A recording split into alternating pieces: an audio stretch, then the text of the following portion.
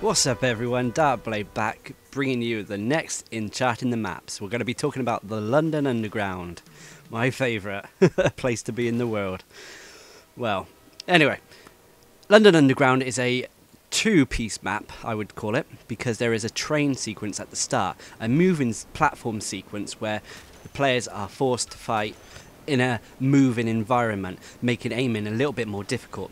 Now, the villains and the heroes both spawn on a mirrored spawn point in this section of the level, so there's no point showing you the different locations.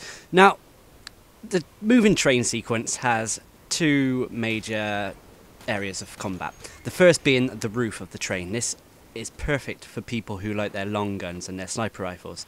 And then there's inside the carriages, which is perfect for melee combat and close quarters fighting. You just have to be careful not to get snuck up on. So, into the bulk of the level, the main level. The villains spawn here once the train arrives on one side of the map. And on the other side of the map, flip it over, you'll have the heroes spawning when they arrive in their train here.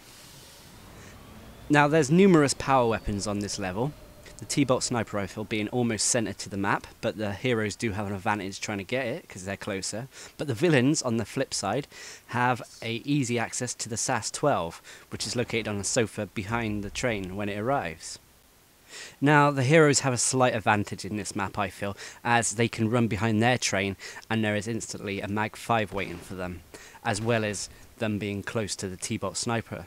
So that's two power weapons that they have ready access for. And if anyone notices this, there is a rocket launcher on the beam above the hero's spawn point, so they have access to pretty much free power weapons from the get-go. Not exactly fair. So anyway, into the bulk of the fighting.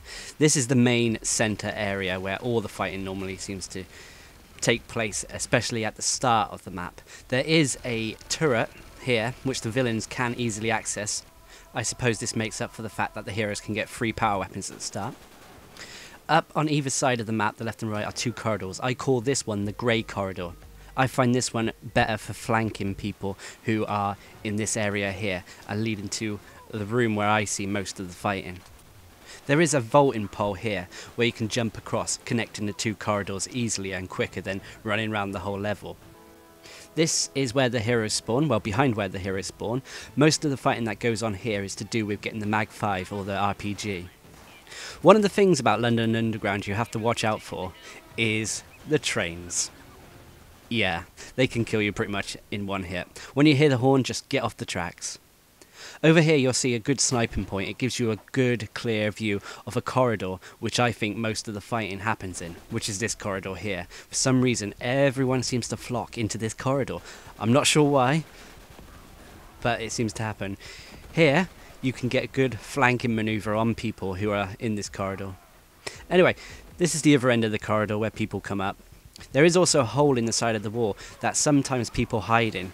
Normally people who are marked men try to hide up there, or who have got the plunder treasure. It's a good choke point to defend, as long as there's no grenades involved. From where the villains spawn, you can actually access the stairs that goes up to that place straight away. Near the villain spawn point is this little room here. To the right of here you can see where it will go out into the main corridor where the turret is, as well as the corridors leading into the grey corridor and the main fighting corridor. This is the little area that leads up into the main fighting corridor, as I call it. Fighting can tend to spill off from that corridor into this area, as well as the other area on the opposite side towards the hero's spawn point. So that's London Underground in a nutshell, showing you all the key locations that fighting seems to take place. I have missed off a couple of places, I know, but this is mainly because I find that the fighting isn't too hot or too dangerous in these places. Anyway, I've been Darkblade, hope you enjoyed the video, found it informative. Subscribe and like for more.